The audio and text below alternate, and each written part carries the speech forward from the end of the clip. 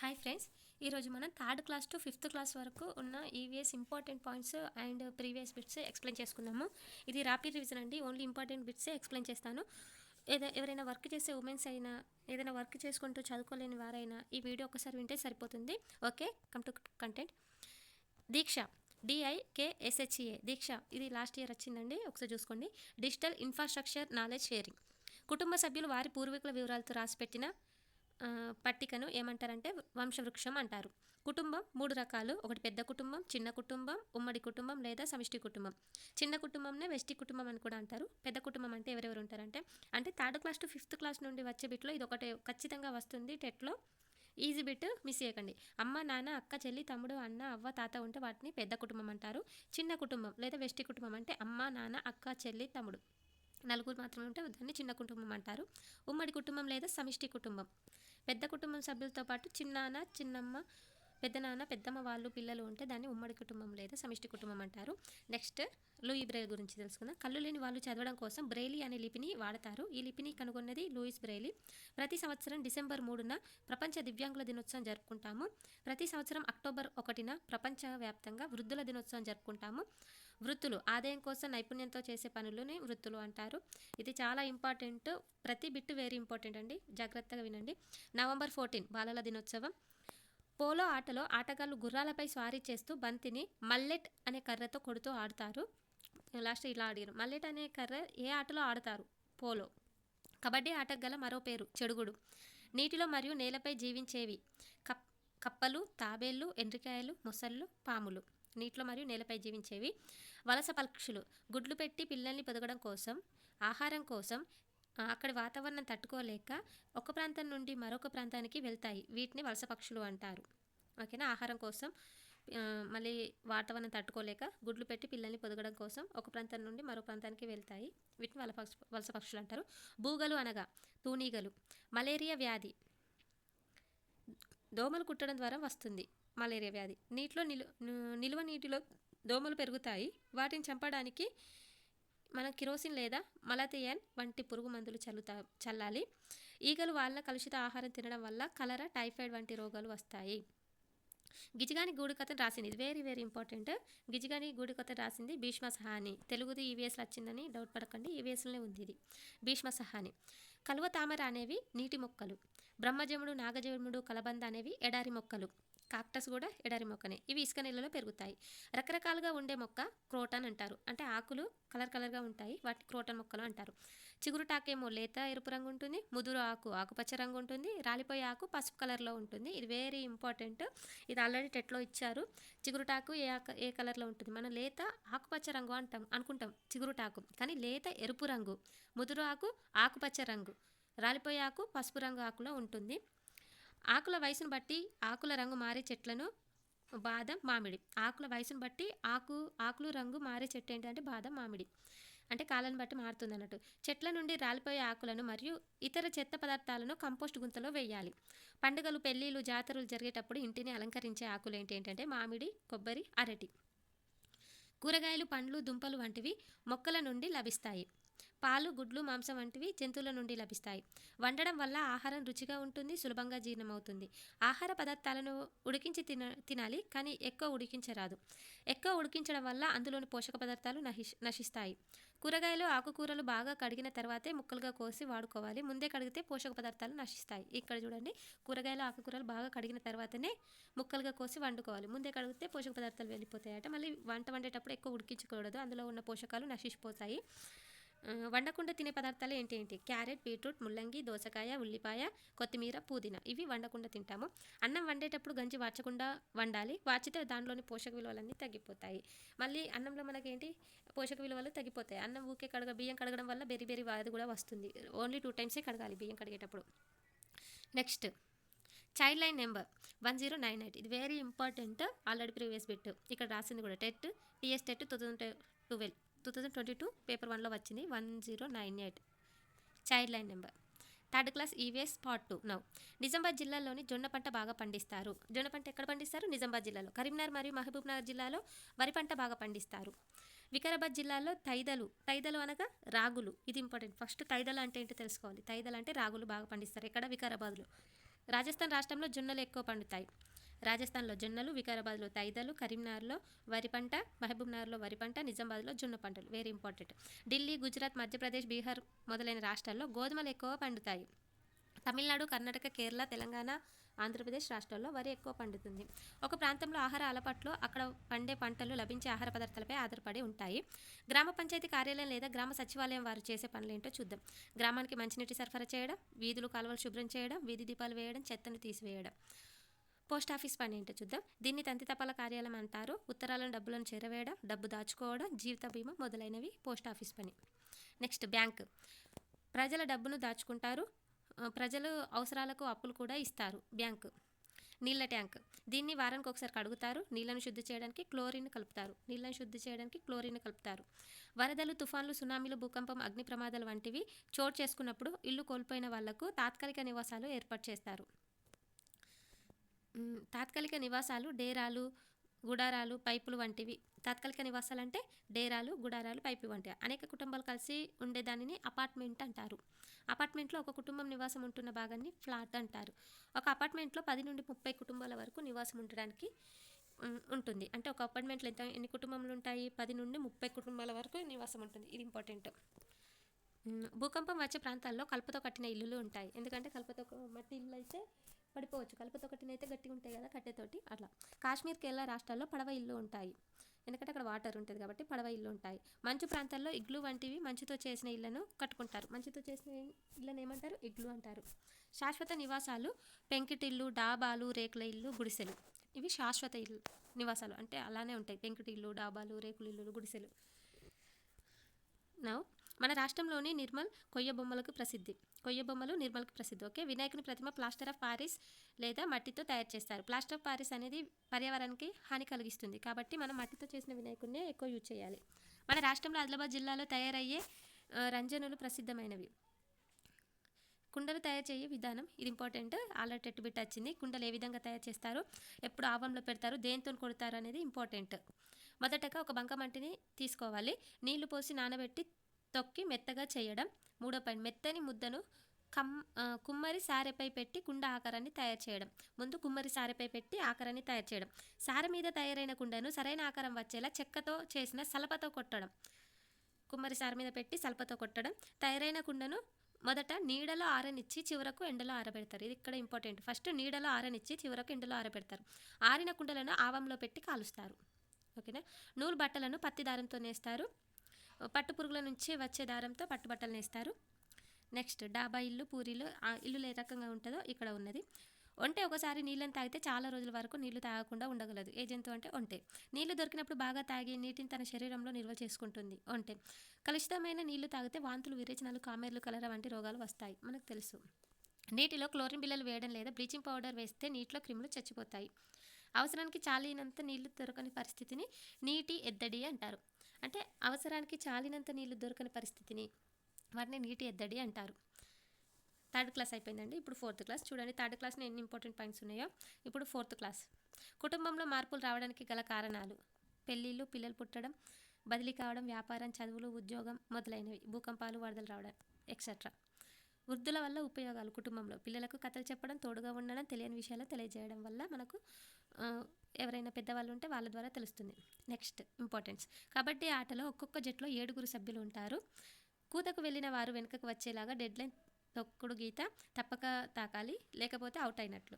కబడ్డీ ఆట నియమాలు అది. రోడ్డుపై ప్రమాదాలను నివారించడానికి రోడ్డు నియమాలు అంటారు. ఎర్ర లైట్ వేయినప్పుడు ఆగడం, ఆరెంజ్ సిద్ధంగా ఉండడం, పచ్చ లైట్ ముందుకు వెళ్ళడం. దీన్ని సిగ్నలింగ్ సిస్టమ్ అంటారు. రోడ్డుపై వెళ్ళేవారు తమ ఎడమవైపు నడవమని రోడ్డుకు సంబంధించిన నియమం. అంటే మనం వెళ్ళేటప్పుడు ఎడమవైపు నడవాలి. రోడ్డుపై చారలు గీసి ఉన్న చోట మనుషులు రోడ్డు దాటరాని దాన్ని జీబ్రా క్రాసింగ్ అంటారు. దీని వద్ద వాహనాలు తక్కువ వేగంతో వెళ్తాయి. ఎందుకంటే జీబ్రా క్రాసింగ్పై ఓన్లీ మనుషులు వెళ్ళడానికి అనుమతి ఉంటుంది. అక్కడ వెళ్ళేటప్పుడు వాహనాలు మెల్లిగా వెళ్తాయి. Next players, games. Saina Nehwal tennis, Vishwanath Anand మరియు Koneru Humpy chess, Mithali Raj cricket, Mary Kom boxing, Karnam Malleswari weight lifting, Gagan Narayan shooting, Sania Mirza badminton. ఇవన్నీ టెక్స్ట్ బుక్లో ఉన్నాయండి, మనం కల్పించి రాసినవి కాదు. సానియా మిర్జా బ్యాడ్మింటన్. క్రీడా స్ఫూర్తి. ఆటల్లో గెలుపోటములు సమానంగా తీసుకోవాలని అభినందించుకోవడం. సాయంత్రం 4 గంటల నుండి 6 గంటల వరకు ఉన్న సమయం పిల్లల ఆటల సమయం. ఇది పిల్లల హక్కు. ఇది వెరీ ఇంపార్టెంట్. సాయంత్రం 4 గంటల నుండి 6 గంటల వరకు గేమ్స్ ఆడుకోనివ్వాలి పిల్లల్ని. అది ఆటల సమయం. అది పిల్లల హక్కు. మన దేశ కబడ్డీ జట్టు కబడ్డీ ఆటలో బంగారు పతకం సాధించింది. 2011లో మన దేశ క్రికెట్ జట్టు ప్రపంచ కప్ గెలిచింది. ఏ జంతువులకు చెవులు బయటకి కనిపిస్తూ వాటి చర్మంపై వెంట్రుకలు ఉంటాయో అలాంటి జంతువులు పిల్లల్ని కంటాయి. అంటే ఎగ్జాంపుల్ పిల్లలకి కనే జంతువులను శిశోత్పాదకాలు అంటారు. ఇప్పుడు ఆవు ఉందండి. ఆవుకి చెవులు బయట కనిపిస్తాయి. వాటి చర్మంపై వెంట్రుకలు ఉంటాయి. అది పాలిస్తుంది. వాటిని శిశోత్కాలు అంటారు. ఏ జంతువులకు చెవులు బయట కనిపించకుండా వాటి చర్మంపై వెంట్రుకలు ఉండవో అలాంటి జంతువులను గుడ్లు పెడతాయి. ఇప్పుడు కోడి ఉంది. దానికి చెవులు బయట కనిపించవు. అది గుడ్డు పెడుతుంది. అలాగా గుడ్డు పెట్టి పొదిగి పిల్లల్ని పోషించే జంతువులను అండోత్పాదాలు అంటారు. చెవులు చేసే పనిని పాము చర్మం చేస్తుంది. చెవులు చేసే పని పాముకి చర్మం చేస్తుంది. జంతువుల వెంట్రుకలతో ఉన్ని వస్త్రాలు తయారు చేస్తారు. మన తెలంగాణ రాష్ట్ర ప్రభుత్వం రాష్ట్ర జంతువుగా జింకను ప్రకటించింది. మన రాష్ట్రంలో నల్లమల్ల అడవుల్లో జింకలు ఎక్కువగా ఉంటాయి. మన దేశ జాతీయ జంతువు పెద్ద పులి. ఈ భారతదేశంలో అంతరించిపోతున్న జంతువులలో పెద్ద పులి ఒకటి, గుర్తుంచుకోవాలి. అడవుల్లో నివసించే ఏనుగులు గుంపుల్లో ఉంటాయి. ఒక్క గుంపులో 10-12 ఏనుగులు ఉంటాయి. ఇది వెరీ ఇంపార్టెంట్. సెంటెన్స్ రూపంలో ఆల్రెడీ టెట్ బిట్ వచ్చింది. ఒకసారి గమనించండి. 10-12 ఏనుగులు గుంపులుగా ఉంటాయి. అలాగే వాటి పిల్లలు ఉంటాయి. ఎక్కువ గుంపులో ఆడ ఏనుగులే ఉంటాయి. మగ ఏనుగులు చిన్నవిగా ఉన్నప్పుడు గుంపులోనే ఉండి 15, ఇక్కడ నెంబర్ గుర్తుంచుకోండి, 15 వయసు రాగానే గుంపు నుండి వేరవుతాయి. ఏనుగుల గుంపుకు పెద్ద వయసున్న ఆడ ఏనుగు నాయకత్వం వహిస్తుంది. ఇక్కడ ఏంటండి, ఏనుగుల గుంపులో ఆడ ఏనుగు నాయకత్వం వహిస్తుంది. మగ ఏనుగులు చిన్నగా ఉన్నప్పుడు గుంపులో ఉంటాయి. 15 సంవత్సరాలు రాగానే గ్రూప్ నుండి వేరవుతాయి. ఒక గుంపులో 10 నుండి 12 ఏనుగులు ఉంటాయి. ఇంపార్టెంట్. జంతువులు పక్షులు సమూహంలో గుంపులుగా జీవిస్తాయి. భారతదేశ మాజీ రాష్ట్రపతి డాక్టర్ ఏపీజే అబ్దుల్ కలాం సముద్ర తీరంలో ఎగురుతున్న పక్షుల గుంపును చూసి సముద్ర తీరంలో ఎగురుతున్న పక్షుల గుంపును చూసి రాకెట్ ప్రయోగాల పరిశోధనకు మూలమయ్యాడు. దర్జీ పిట్ట, ఇది ఇంపార్టెంట్. మొక్కల నారలతో ఆకులను కుట్టి గూడు తయారు చేసుకుంది. అంటే మొక్కల యొక్క నారలతో ఆకులను కుట్టి గూడు తయారు చేసుకుంది దర్జీ పిట్ట. గిజిగాడు, పక్షుల్లో మగ పక్షులు మాత్రమే గూళ్ళు కడతాయి. అది గిజిగాడు గూడు. అంటే ఇలా కట్టిన వాటిలో తనకిష్టమైన గూటిలో ఆడపక్షి గుడ్లు పెట్టి పొదుగుతుంది. మగపక్షి మాత్రమే గూడు కట్టేది గిజిగాడు. మొక్కల నారలతో ఆకులను కుట్టి గూడు తయారు చేసుకునేది దర్జీ పిట్ట. ఇంపార్టెంట్. పక్షుల గూడ్లు పెట్టే సమయంలో గూడ్లు ఏర్పాటు చేసుకుంటాయి. డాక్టర్ సలీం అలీ, మన దేశానికి చెందిన ప్రఖ్యాత పక్షి శాస్త్రవేత్త. పక్షులపై అనేక పరిశోధనలు చేసి అనేక రచనలు చేశాడు. ప్రపంచవ్యాప్తంగా పక్షుల గురించి పరిశోధనలు చేసినందుకు గాను ఆయనకు అనేక పురస్కారాలు వచ్చాయి. ఎవరికి? డాక్టర్ సలీం అలీ, ప్రఖ్యాత పక్షి శాస్త్రవేత్త. Very important. ఇండియన్ రోలర్ పాలపిట్ట. రాష్ట్ర ప్రభుత్వం పాలపిట్టను రాష్ట్ర పక్షిగా ప్రకటించింది. దసరా ఉత్సవాల పాలపిట్టను చూడడం శుభసూచకంగా భావిస్తారు. పక్షులు లేదా పిచ్చుకలు అంతరించిపోవడం కారణాలు ఏంటో తెలుసుకుందాం. చెట్లను నరకడం, పంట పొలాలపై పురుగుల మందులు చల్లడం, సెల్ ఫోన్ టవర్ల నుండి వచ్చే రేడియేషన్. ఇంతకుముందు మనం ఏం చెప్పుకున్నాం? గిజిగాడు మగపక్షి మాత్రమే గూడు కడుతుందని అన్నాం కదా. ఇక్కడ కందిరీగలు, ఆడకందిరీగలు మాత్రమే గూడు నిర్మిస్తాయి. కందిరీగలు ఇవి ఉండే పరిసరాలకు తగ్గట్టుగా గూడు కడతాయి. వాటి ఉండే పరిసరాలకు తగ్గట్టుగా గూడు కట్టుకునేది ఏంటంటే కందిరీగలు, ఆడకందిరీగలు. సామూహిక జీవనం, గుంపులుగా కలిసి జీవించడం. తేనెటీగలు పుష్పాల నుంచి తీయటి స్రవాన్ని మకరందం సేకరించి తేనెను సేకరిస్తాయి. చీమల గురించి కూడా ఇంపార్టెంట్. చీమలు సంఘ జీవనంలో ఆదర్శప్రాయులు. పనులను విభజించుకొని క్రమశిక్షణతో పనిచేస్తాయి. చీమల్లో కూలి చీమలు, మగ చీమలు, రాణి చీమలు 3 రకాలుగా ఉంటాయి. రాణి చీమలు గుడ్లు పెడతాయి. కూలి చీమలు గుడ్లను రక్షించడం, చీమలను వాటి పిల్లలను అవసరమైన ఆహారాన్ని అందించడం, గూడు కట్టడం, మరమ్మతులు చేయడం వంటి పనులు చేస్తాయి. చీమల ఆహార పదార్థాలను దవడలతో ముక్కలు చేస్తాయి. ఒక చీమ తన బరువు కంటే 50 రెట్లు బరువైన పదార్థాన్ని మోయగలుగుతుంది. చీమలతో పాటు కీటకాలన్నిటికీ 6 కాళ్ళు ఉంటాయి. చీమలకు వాటి తల ముందు భాగంలో 2 పీలర్స్, ఎంటినల వంటివి ఉంటాయి. ఇవి ఆహారం ఎక్కడ ఉందో కనుక్కోవడానికి, ఇతర చీమల సమాచారం అందించడానికి ఉపయోగపడతాయి. ఎంటినల వెరీ ఇంపార్టెంట్. ఇది చీమలు 3 రకాలు: రాణి చీమలు, కూలి చీమలు, ఇంకొకటి మగ చీమలు. జీవ వైవిధ్యం, ఒక ప్రదేశంలో ఉండే వివిధ రకాలైన జంతువులు, పక్షులు, కీటకాలు, మొక్కలు, చెట్లు మొదలగున వాటినన్నింటినీ సముదాయాన్ని జీవ వైవిధ్యం అని అంటారు. గాలి, నీరు, ఆహార, నివాసం ఇలా ప్రతి విషయంలోనూ జీవులు ఒకదానిపై ఒకటి ఆధారపడతాయి. కార్బన్ డైఆక్సైడ్, కార్బన్ మోనాక్సైడ్ వంటి వాయువులు వాతావరణంలోని మార్పులకు కారణమవుతాయి. ఇవి జీవ వైవిధ్యాన్ని ముప్పు కలిగిస్తుంది. భూమిపై ఇవి కొన్ని బిలియన్ సంవత్సరాల క్రితం ఉద్భవించింది. ప్రమాదకరమైన పరిస్థితుల్లో ఉన్న జంతువులను, పక్షులను సంరక్షించడానికి ప్రభుత్వం అభయారణ్యాలు ఏర్పాటు చేసింది మరియు సహాయక చర్యలు చేపట్టింది. నెక్స్ట్, తీగ మొక్కలు, ఎగబాగ మొక్కలు. వీటి కాండాలు బలహీనంగా ఉంటాయి. ఏంటి? తీగ మొక్కలు. ఇవి పందిళ్లపై, చెట్లపై ఏదో ఒక ఆధారంపై పెరుగుతాయి. బీర, కాకర, మల్లె. తీగ మొక్కలకు ఎగ్జాంపుల్ బీర, కాకర, మల్లె. పొదలు మొక్కలు పొదల భాగం నుండి ఎక్కువ కొమ్మలు రావడం వల్ల గుబురుగా కనిపిస్తాయి. ఎగ్జాంపుల్ గన్నేరు, గులేబీ. వృక్షాలు పెద్దగా విశాలంగా పెరుగుతాయి. చింత చెట్టు, మావి చెట్టు, రావి చెట్టు. సాధారణంగా మొక్కల్లో వేళ్ళు, కాండం, ఆకులు, పువ్వులు, కాయలు వంటి భాగాలు ఉంటాయి. వేర్లు నేల లోపల నుండి మొక్కకు ఆధారాన్ని ఇస్తూ నిటారుగా ఉండడానికి తోడ్పడుతుంది. వేర్ల ద్వారానే మొక్కలు నీరు, పోషక పదార్థాలు అందుతాయి. వేర్లు గ్రహించిన నీటిని మరియు పోషక పదార్థాలను మొక్క యొక్క అన్ని భాగాలకు కాండం సరఫరా చేస్తుంది. వేర్లు గ్రహించిన దాన్ని కాండం సరఫరా చేస్తుంది. ఆకులు ఆకుపచ్చ రంగులో ఉండడానికి కారణం ఏంటి? పత్రహరితం. మొక్కల్లోని ఆకుల్లో ఆహారం తయారవుతుంది. మొక్కలు ఆహారాన్ని గింజలు, దుంపలు, కాయలు మొదలైన వాటిలో నిల్వ చేసుకుంటాయి. మొక్కలు విత్తనాల నుండి వస్తాయి. విత్తనానికి మూలం పువ్వు. ఇంపార్టెంట్. మొక్కలు విత్తనాల నుండి వస్తాయి. విత్తనానికి మూలం పువ్వు. రఫ్లిషియా. ఇది ప్రతి టెట్లో ఒక బిట్ ఖచ్చితంగా వస్తుంది. రఫ్లిషియా నుండి గుర్తుంచుకోండి. ప్రపంచంలో అతిపెద్ద పుష్పం రఫ్లిషియా.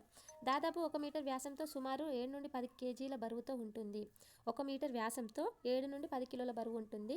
ప్రపంచంలో అతిపెద్ద పుష్పం. ఈ పువ్వు నుండి కుళ్ళిన మాంసం వాసన వస్తుంది. ఈ వాసన 2 కిలోమీటర్ల దూరం వరకు వ్యాపిస్తుంది. ఫ్లాసిఫోరా, bottle brush, bird of paradise అనేవి పుష్పాల పేర్లు అన్నట్టు. చెట్టు పరిమాణానికి సంబంధం లేకుండా విత్తనాలు కొన్ని చిన్నవిగాను, కొన్ని పెద్దవిగాను ఉంటాయి. కొన్ని మెత్తవి, కొన్ని పెంకుతో ఉంటాయి. అంటే విత్తనాల్లో రకాలు. మర్రి విత్తనం చిన్నగా ఉంటుంది. కొబ్బరి విత్తనం పెద్దగా ఉంటుంది. ఆముదం విత్తనం పెంకుతో ఉంటాయి. నువ్వులు మెత్తగా ఉంటాయి. విత్తనాలు, గింజలు మొలకెత్తడానికి గాలి, నీరు, ఉష్ణోగ్రత అవసరం. కొన్ని జంతువులు నేలలో బొరియల్లో చేసుకొని నివసిస్తాయి. ఇవి నేలను గుల్లగా, సారవంతంగా చేస్తాయి. వానపామును రైతుమిత్రుడు అంటాము.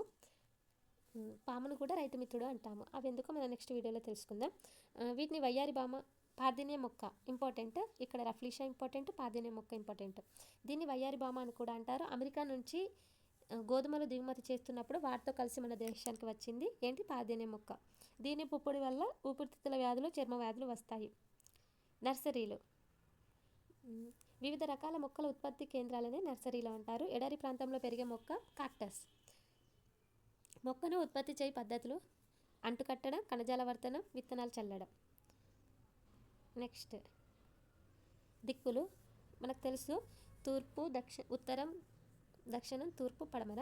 ఉత్తరానికి తూర్పుకి మధ్య ఈశాన్యం, తూర్పుకి దక్షిణానికి మధ్య ఆగ్నేయం ఉంటుంది. దక్షిణానికి పడమరకు మధ్య నైరుతి, పడమరకి ఉత్తరానికి మధ్య వాయువ్యం.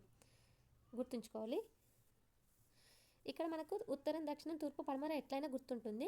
ఈశాన్యం, ఆగ్నేయ, నైరుతి, వాయువ్యం గుర్తుంచడానికి ఒక కోడ్. ఈశ్వరుని ఆజ్ఞతో నైరుతి వర్షిస్తుంది. ఫస్ట్ లెటర్లు గుర్తుంచుకోండి. ఈశ్వరుని ఆజ్ఞతో నైరుతి వర్షిస్తుంది. పెద్ద పెద్ద ప్రాంతాలను దిక్కులు కొలతతో కాగితంపై గీసిన దాన్ని పటం అంటారు. గ్రామానికి ఆనుకొని ఆయా దిక్కుల్లో ఉండే వాటిని గ్రామ సరిహద్దులు అని అంటాము. ఇలా స్క్వేర్ లాగా ఉన్నది పక్కా ఇల్లు, ట్రయాంగిల్ లాగా ఉన్నది పూరిల్లు అని అంటాము. నెక్స్ట్ మండలం. కొన్ని గ్రామాల సముదాయాన్ని మండలం అంటారు. దీనిలో మండల ప్రజా పరిషత్ కార్యాలయం, తహసీల్దార్ కార్యాలయం, ప్రాథమిక ఆరోగ్యం, పోలీస్ స్టేషన్, వ్యవసాయ శాఖ కార్యాలయం, విద్యుత్ శాఖ కార్యాలయం మొదలగునవి ఉంటాయి. మంచిర్యాల జిల్లాలో 18 మండలాలు ఉన్నాయి. జిల్లా కేంద్రంలో జిల్లా కలెక్టర్ కార్యాలయం ఉంటుంది. జిల్లా పరిషత్ కార్యాలయం, జిల్లా ఆసుపత్రి వంటి అనేక సామాజిక సంస్థలు ఉంటాయి. మన రాష్ట్రంలో 33 జిల్లాలు ఉన్నాయి. నల్గొండ జిల్లా సరిహద్దులు: యాదాద్రి భువనగిరి జిల్లా, సూర్యాపేట జిల్లా, గుంటూరు జిల్లా, నాగర్ కర్నూలు జిల్లా, రంగారెడ్డి జిల్లా. ఇది మొన్న ఏమని అడిగిందంటే ఏపీకి సరిహద్దు ఉన్న తెలంగాణ రాష్ట్రాలు ఏంటి అని అడిగిండు. ఏపీకి సరిహద్దులో ఉన్న రాష్ట్రాలు ఏవి అని అడిగిండు. చూద్దాం. మన రాష్ట్రంలో గోదావరి, కృష్ణ, తుంగభద్ర, మూసి వంటి నదులు ప్రవహిస్తున్నాయి. మన రాష్ట్రంలో వరి, జొన్న, మొక్కజొన్న, చెరకు మొదలగున పంటలు పండిస్తారు. తెలంగాణ రాష్ట్రం జూన్ 2, 2014 భారతదేశంలో 29 రాష్ట్రంగా ఏర్పడింది. అందరికీ తెలిసిందే. తెలంగాణ రాష్ట్ర సరిహద్దులు, ఇది ఇంపార్టెంట్. మహారాష్ట్ర, ఛత్తీస్గఢ్, ఆంధ్రప్రదేశ్, కర్ణాటక, మహారాష్ట్ర 4 ఉంటాయి. మహారాష్ట్ర, ఛత్తీస్గఢ్, ఆంధ్రప్రదేశ్, కర్ణాటక. గ్రామంలోని సమస్యలు పరిష్కరించడానికి, గ్రామంలో సౌకర్యాలను కల్పించడానికి గ్రామ పంచాయతీ ఉంటుంది. వ్యక్తుల కళ్ళను ఐరిస్ కెమెరాతో ఫోటో తీస్తున్నారు. మనిషి కనుగుడ్డుపై ఉన్న వలయాకార భాగాన్ని ఐరిస్ అంటారు. ఐరిస్ కెమెరా ఐరిస్ భాగాన్ని ఫోటో తీసి చెదిరిపోకుండా పదిలంగా భద్రపరుస్తుంది. దీనిని మిమీజోయ్ కనుగొన్నాడు. Very important. మిమీజోయ్ కనుగొన్నాడు ఐరిస్ కెమెరాని. నెక్స్ట్ మండల పరిషత్ కార్యాలయం విధులు, పోలీస్ స్టేషన్ విధులు, తహసీల్దార్ విధులు, ప్రాథమిక ఆరోగ్య కేంద్రం విధులు, బ్యాంకు విధులు తెలుసుకుందాము. ఇది తెలుసుకున్నాక పనగల చెరువుల గురించి సుప్రీంకోర్టు. ఓకే.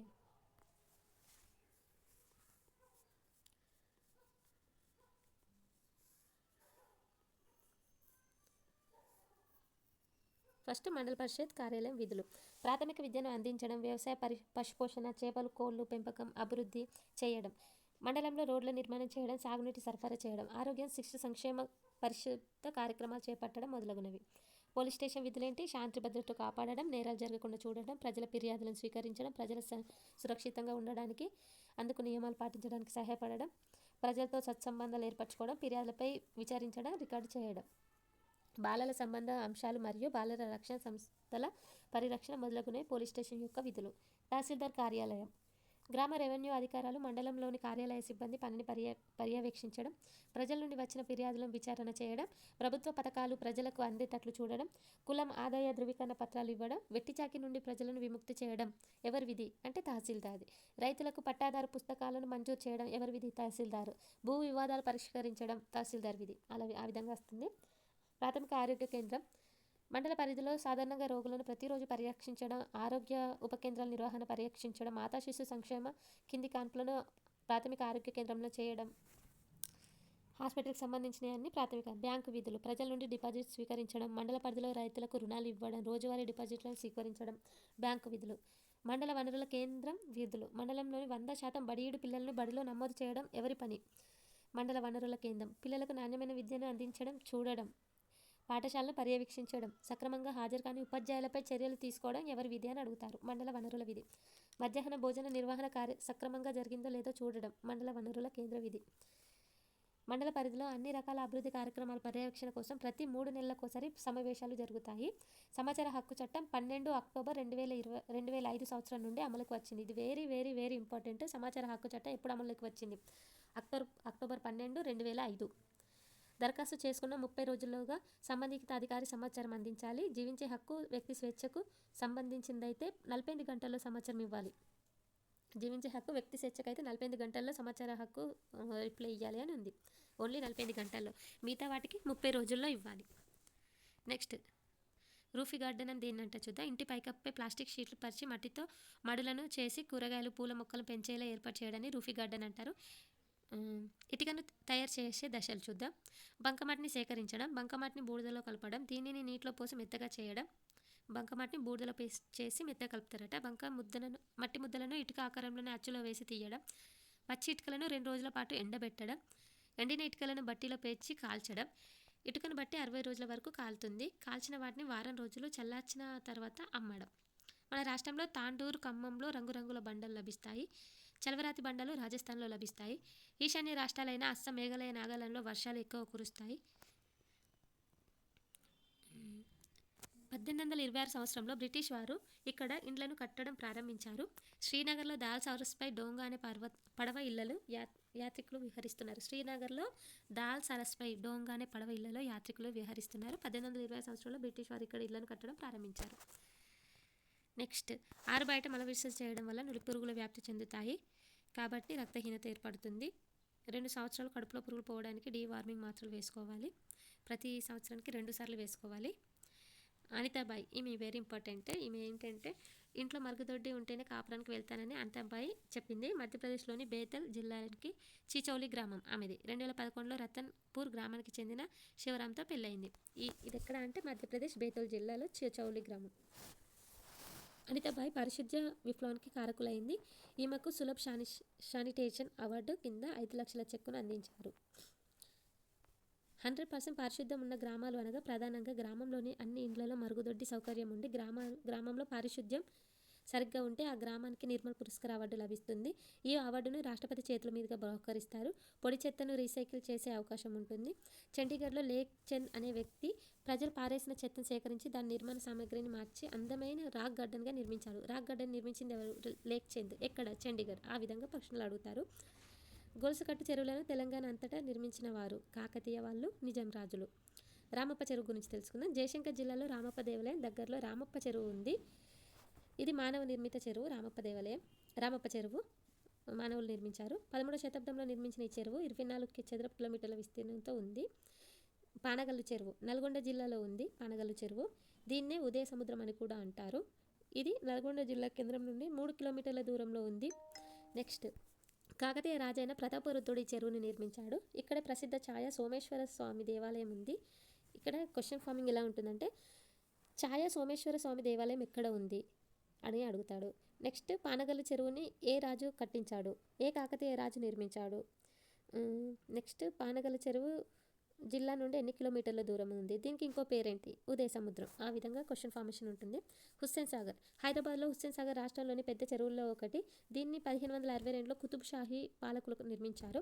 దీని ఒడ్డున ఉన్న హైదరాబాద్ సికింద్రాబాద్ నగరాలను కలుపుతూ ఉన్న దాని కట్టను 1946లో పెద్ద రోడ్డుగా మార్చారు. దీన్నే ట్యాంక్ బండ్ అంటారు. ఈ చెరువు 5.7 చదరపు కిలోమీటర్ విస్తీర్ణంలో ఉండి ఇప్పుడు ఎంతో కుంచుకుపోయింది. ఈ చెరువు 32 అడుగుల లోతు ఉండి ఇప్పుడు బాగా పుడిపోయింది. హైదరాబాద్లో ఉన్న మరో చెరువు ఉస్మాన్ సాగర్. దీన్ని మూసీ నది పైన నిర్మించారు. దీన్నే గండిపేట చెరువు అని కూడా అంటారు. ఉస్మాన్ సాగర్ ఏమంటారు, గండిపేట చెరువు అని కూడా అంటారు. పుంటి అంటే గోంగూర, జనుము, శాకమట్ట మొదలగు చెరువు నీటిలో నానబెట్టి వాటి నుండి తీసిన నారలతో తాళ్ళు అల్లుతారు. ఇక్కడ హుస్సేన్ సాగర్ గురించి తెలుసుకుందాం. హుస్సేన్ సాగర్ ఎప్పుడు కట్టించారు, ఎవరు కట్టించారు. మళ్ళీ హుస్సేన్ సాగర్ అన్ని రాష్ట్రాల్లో పెద్ద చెరువుల్లో ఒకటి. ఇది కుతుబ్ షాహీలు కట్టారు. ఎప్పుడు 1562లో. మళ్ళీ దీనిపైన ట్యాంక్ బండ్ 1946లో ట్యాంక్ బండ్ కూడా నిర్మించారు. ఇది 5.7 కిలోమీటర్ల విస్తీర్ణం ఉంది. నెక్స్ట్ గండిపేట చెరువు అని దేన్ని అంటారు, ఉస్మాన్ సాగర్ని గండిపేట చెరువు అంటారు. నెక్స్ట్ ప్రస్తుతం మన రాష్ట్ర ప్రభుత్వం మిషన్ కాకతీయ పేరుతో రాష్ట్ర వ్యాప్తంగా ఎండిపోయిన చెరువుల పూడిక తీసి నీటిని నిల్వ సామర్థ్యం పెంచే ప్రయత్నం చేస్తున్నారు. ఉదయపూర్ సరస్సుల నగరం అంటారు. ఉదయపూర్ని రాజస్థాన్ రాష్ట్రంలోని ఉదయపూర్ నగరాన్ని సరస్సుల నగరం, సిటీ ఆఫ్ లేక్స్ అంటారు. దీని చుట్టూ అనేక చెరువులు ఉండడం వల్ల ఆ పేరు వచ్చింది. పూర్వకాలంలో తాగునీటిని, వ్యవసాయం కొరకు నీటిని నిర్మించారు. ఉదయపూర్లోని అన్ని సరస్సులో పిచోల సరస్సు ప్రముఖమైంది. 1362లో బంజారాల ద్వారా నిర్మించబడే తర్వాత కాలంలో మహారాజా ఉదయ్ సింగ్తో ఈ సరస్సు అభివృద్ధి పరిచింది. ఉదయపూర్ నగరంలో రాజభవనాలన్నీ సరస్సు ఒడ్డున నిర్మించారు. అందులో జగ్ నివాస్, సిటీ ప్యాలెస్ ముఖ్యమైనది. సిటీ ఆఫ్ లేక్స్ అని దేన్ని అంటారు, ఉదయపూర్ అంటారు. అది ఎక్కడ ఉంది, రాజస్థాన్లో ఉంది. ప్రతి పాఠశాలలో పిల్లలకు సరైన పోషకాహారం అందించాలని సుప్రీంకోర్టు చెప్పింది. కూరగాయలు, మాంసం, చేప ముక్కలు తగినంత ఉప్పు కలిపి ఎండబెట్టి నిల్వ చేస్తారు. దాన్ని ఒరుగులు అంటారు. మట్టి లేదా సిమెంట్తో చేసిన దాన్ని జనతా ఫ్రిడ్జ్ అంటారు. మర్రి మోదుగా ఆకులతో విస్తరాకులు చేస్తారు, మనకు తెలుసు. బస్సులో ఇప్పుడు మిషన్ ద్వారా టికెట్లు ఇస్తున్నారు. దీన్ని టిమ్స్ మిషన్ అంటారు. టిమ్స్ అంటే టికెట్ ఇష్యూయింగ్ మెషిన్ అంటారు. నెక్స్ట్ వనిత కార్డు, నవ్య కార్డు ఉన్న వారికి ప్రయాణంలో 10% రాయితీ కూడా ఇస్తారు. టికెట్ లేకుండా ప్రయాణం చేయడం నేరం. అందుకు 500 రూపాయల జరిమానా, 6 నెలల జైలు శిక్ష ఉంటుంది, లేదా 2 వేయవచ్చు. మన దేశంలోని అన్ని రాష్ట్రం కలుపుతూ రైలు మార్గాలు, మన రాష్ట్రంలోని రైళ్లను దక్షిణ మధ్య రైల్వే సంస్థ నిర్వహిస్తుంది. ముసలి వాళ్లకు, వికలాంగులకు రాయితీ సౌకర్యం ఉంటుంది. ఆదిమానవులు సంచార జీవనం చేసేవారు. కొండ గుహల్లో, చెట్ల తొర్రలో నివసించేవారు. జంతువులను వేటాడి పచ్చి మాంసం తినేవారు. నిప్పును కనుగొన్న తర్వాత ఆహారాన్ని కాల్చి తినడం నేర్చుకున్నారు. ఇవన్నీ మనకు తెలిసిన పాయింట్సే. ఇంపార్టెంట్ పాయింట్స్ చెప్తాను. ఇక్కడ ఇంపార్టెంట్, బ్రిటిష్ దేశానికి చెందిన సర్ జాన్ మార్షల్ 1921-22 సంవత్సరంలో సింధు నది ప్రాంతంలో తవ్వకాలు జరిపారు. ఈ తవ్వకాలు జరిపి హరప్ప ప్రజల ముఖ్య వృత్తి వ్యవసాయం. ప్రధాన ఆహారం గోధుమ, వరి, బార్లీ, రాగి, కంచు, సీసం, తగర లోహాలు. వీరు రకరకాల వస్తువులు తయారు చేసేవారు.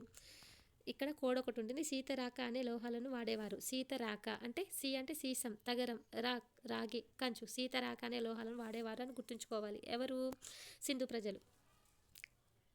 హరప్ప ప్రజలు పశ్చిమాసియా, ఈజిప్ట్ దేశాల్లో వర్తకం చేసేవారు. వీరు ప్రధాన ఓడరేవు పట్టణం లోతాల్. వీళ్ళ ప్రధాన రేవు ఏంటిది, లోతాల్. ఎవరిది, సింధు నది. వీరు ప్రధానంగా అమ్మ తల్లి పశుపతిని పూజించేవారు. వీరి లిపి బొమ్మల లిపి. గిరిజన ప్రదర్శనశాల శ్రీశైలంలో ఉంటుంది. ఇంపార్టెంట్ సింధు ప్రజల గురించి, వెరీ వెరీ ఇంపార్టెంట్. సారనాథ్ స్తూపం అశోక చక్రవర్తి నిర్మించిన ఇటుక లేదా రాయితో నిర్మించిన ఘనమైన గుమ్మటం ఆకారంలో గల నిర్మాణాన్ని స్తూపం అని అంటారు. ఇది యూపీ రాష్ట్రంలోని వారణాసి దగ్గర ఉన్న సారనాథ్లో ఉంటుంది. సారనాథ్లోని అశోక స్తంభం, ఇది నిలువుగా ఉన్న రాతి స్తంభం. వారణాసి సమీపంలో చూర్ణం నుండి తవ్వి తీసిన ఇటుక రాయితో దీన్ని రూపొందించారు. దీనిపైన 4 వైపులకు 4 సింహాలు చెక్కబడి ఉంటాయి. శిలాస్తంభంలో రాజస్థాన్ శిల్పకళ ఉంటుంది. ఇక్కడ ఇంపార్టెంట్ ఏంటంటే సారనాథ్ అశోకుని స్తూపంలో ఏ శిల్పకళ దాగి ఉంది అంటే రాజస్థాన్ శిల్పకళ దాగి ఉంది. ఈ రాయి ఎక్కడి నుండి తవ్వారంటే చూర్ణం నుండి తవ్వారు, వారణాసి సమీపంలో. తెలంగాణ అమరవీరుల స్తూపం వెరీ ఇంపార్టెంట్. ఎక్కడ ఉందంటే హైదరాబాద్లో అసెంబ్లీకి ఎదురుగా ఉంది. 1969లో తెలంగాణ ఉద్యమంలో అమరులైన వారి గుర్తుగా నిర్మించారు. కుతుబ్ మినార్ మన దేశ రాజధాని ఢిల్లీ నగరంలో ఉంది. దీని ఎత్తు 72.5 మీటర్లు. దీని నిర్మాణం ప్రారంభించింది కుతుబ్ ఐబక్, పూర్తి చేసింది ఇల్టుట్మిష్. ఎర్రకోట మన దేశ రాజధాని ఢిల్లీ నగరంలో ఉంది. ఇక్కడ స్వతంత్ర దినోత్సవం రోజున జాతీయ పతాకాన్ని ఎగురవేస్తారు. దీన్ని ఎర్రరాయితో నిర్మించారు. ఇందులో పర్షియన్, భారతీయ నిర్మాణ శైలులు 2 స్పష్టంగా కనిపిస్తాయి. ఎక్కడ, ఎర్రకోటలో. చార్మినార్ మన రాష్ట్ర రాజధాని హైదరాబాద్ నగరంలో ఉంది. దీని ఎత్తు సుమారు 58 మీటర్లు. దీన్ని 4 వైపులా 4 స్తంభాలు ఉంటాయి. దీన్ని 1591 సంవత్సరంలో నిర్మించారు చార్మినార్ని. నెక్స్ట్ వేయి స్తంభాల గుడి. ఇది వరంగల్ పట్టణంలో ఉంది. కాకతీయ కాలం నాటి శివాలయం. అశోకుడు మౌర్య సామ్రాజ్య స్థాపకుడైన చంద్రగుప్తుని మనవడు. కళింగ యుద్ధం తర్వాత కలత చెంది బౌద్ధ మతాన్ని స్వీకరించాడు. మన జాతీయ పతాకం మధ్యలోని ధర్మచక్ర అశోకుడు నిర్మించిన శారదా స్తూపం నుండి తీసుకున్నారు. చంద్రగుప్త విక్రమాదిత్యుడు క్రీస్తు శకం 320 సంవత్సరంలో శ్రీగుప్తుడు గుప్త సామ్రాజ్యాన్ని స్థాపించాడు. గుప్త వంశంలో ప్రసిద్ధుడు చంద్రగుప్త విక్రమాదిత్యుడు. వీరి ఆస్థానంలో నవరత్నాలు అంటే 9 మంది కవులు ఉండేవారు. వీరిలో కాళిదాసు గొప్పవాడు. కాళిదాసు ఎవరి ఆస్థానంలో ఉండేవాడు అంటే చంద్రగుప్త విక్రమాదిత్యుని ఆస్థానంలో ఉండేవాడు. నవరత్నాల్లో ఒకడు. ప్రపంచ ప్రసిద్ధి చెందిన ఎల్లోరా గుహలు గుప్తుల కాలానికి చెందినవి. వీరి కాలంలో శిల్పకళ చిత్రకళ ఎంతో అభివృద్ధి చెందింది. ఎవరి కాలంలో? గుప్తుల కాలంలో. నెక్స్ట్ గణపతి దేవుడు విక్రమదేవి. గణపతి దేవుడు రుద్రమదేవి. కాకతీయులో వీరు ప్రసిద్ధి చెందినవారు. వీరు తెలుగు భాష మాట్లాడే వారందరినీ ఒకటిగా చేస్తారు. కాకతీయ కాలంలోనే వరంగల్ కోట, వేయి స్తంభాల గుడి, రామప్ప దేవాలయం, రామప్ప చెరువు, పాకాల వంటి చెరువులు నిర్మించబడ్డాయి. శ్రీకృష్ణదేవరాయలు విజయనగర రాజులో ప్రముఖుడు. ఈయన 1509 సంవత్సరం నుండి 1529 సంవత్సరం వరకు విజయనగర రాజ్యాన్ని పరిపాలించాడు. ఈయన ఆస్థానంలో అష్టదిగ్గజాలు 8 మంది కవులు ఉండేవారు. ఈయన ముక్తమాల్యద అనే గ్రంథాన్ని రచించాడు. దేశ భాషలందు తెలుగు లెస్స అని చెప్పింది కూడా శ్రీకృష్ణదేవరాయలే. చంద్రగుప్తుని వద్ద 9 మంది కవులు ఉండేవారు. ఇతని దగ్గర అష్టదిగ్గజాలు 8 మంది కవులు ఉండేవారు.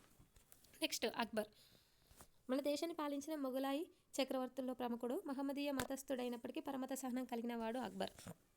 శివాజీ మొఘలులను ఎదిరించి మరాఠా రాజ్యాన్ని స్థాపించిన గొప్ప వీరుడు. ఇతడు హిందూ మతస్థుడైనప్పటికీ పరమత సహనం కలిగినవాడు. శివాజీ గురువు సమర్థ రామదాసు. భక్త తుకారం అనే భక్తుడు కూడా ఈయన కాలంలోని వాడే. మీర్ ఉస్మాన్ అలీ ఖాన్ హైదరాబాద్ రాష్ట్రాన్ని నిజాం వంశస్థులు పాలించేవారు. వీరు మహమ్మదీయులు. డెక్కనీ ఉర్దూ మాట్లాడేవారు. హైదరాబాద్ రాష్ట్ర చివరి పాలకుడు. బ్రిటిష్ వారి ప్రభావంతో వ్యవసాయాన్ని, పరిశ్రమలను అభివృద్ధి చేసి విద్యా సంస్థలను స్థాపించాడు మీర్ ఉస్మాన్ అలీ ఖాన్. నిజాం సాగర్, ఆలీసాగర్ వంటి నీటిపారుదల ప్రాజెక్టులను నిర్మించాడు. 1920 సంవత్సరంలో మూసీ నదిపైన ఉస్మాన్ సాగర్ ఆనకట్ట నిర్మించి హైదరాబాద్ నగర ప్రజలకు మంచినీటి సౌకర్యం అందించింది ఎవరంటే Mir Osman Ali Khan. Next 5th class. 5th క్లాస్లో కూడా చాలా ఇంపార్టెంట్ పాయింట్స్ ఉన్నాయండి. వెరీ వెరీ ఇంపార్టెంట్ పాయింట్స్ ఉన్నాయి. ప్రతి bit very very very important. ఇది మనం నెక్స్ట్ వీడియోలో ఎక్స్ప్లెయిన్ చేసుకుందాము. ఎందుకంటే ఇది చాలా లెంతీగా ఉంటుంది. ఇప్పటికే మన వీడియో 30 minutes దాటిపోయింది. అందుకే నెక్స్ట్ వీడియోలో ఇది మొత్తం point to point, line to line explain చేసుకుందాము. మీకు ఈ వీడియో నచ్చినట్టయితే ప్లీజ్ లైక్ చేయండి. మీ ఫ్రెండ్స్కి కూడా షేర్ చేయండి. ఒక్కసారి చూడండి. ప్రతి 5th క్లాస్లో చాలా బిట్స్ ఉన్నాయి. టెట్ నుండి maximum 3 or 4 bits 5th class నుండి వస్తాయి. 3rd 4th నుండి 3 or 4 బిట్స్ వస్తాయి.